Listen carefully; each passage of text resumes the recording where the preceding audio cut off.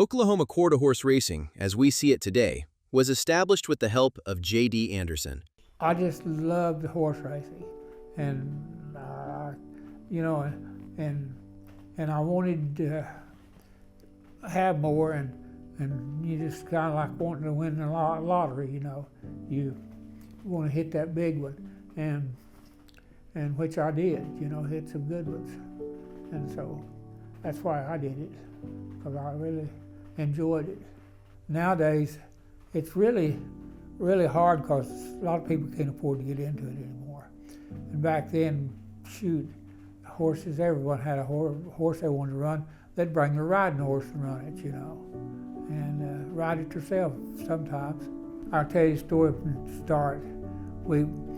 He told me, Joe said, go buy this horse for me. It was a mare, and she was, how she was bred. But anyway, he said, give $20,000 for her. And she went to 21. I said, well, if she's worth 20, she'll be worth 21. So I bid 21 on her and got her. So I called him and told him that night that I bought her, but I said, I found another I really liked too. And he said, well, let's go ahead and partners and buy her. I said, well, the only thing is I don't have the money. So he said, well, you buy her, and if she runs it out, you can pay me. So we give $12,500 for her. And she run out 100 and some thousand, and then we sold her for 150,000. It was in 69 or 70, and I came to Tahlequah to ride some match races. They had 3 match races, one for 1,000, one for 2,000, and one for 3,000. So I went down there to ride those races, and JD was the man taking care of everything when I got there. And Paul Couch's place, he had a racetrack on it, and they ran match races. So that's where we first met.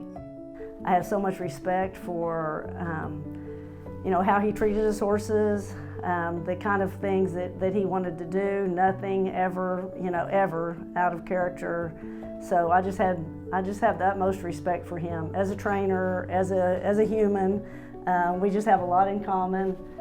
He's been a big part of my life, my kids' life, because when you're around here, it's all family. It's not a job.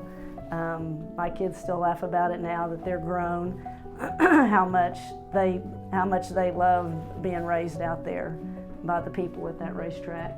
I don't know, I look back at all these, all of his accolades here and then remember each horse individually, but there's so many good times, and it was such a fun thing. Our winter circle, it's hard to see it gone now, but we have so many pictures and so many memories of all that we're lucky to have that. Mm-hmm.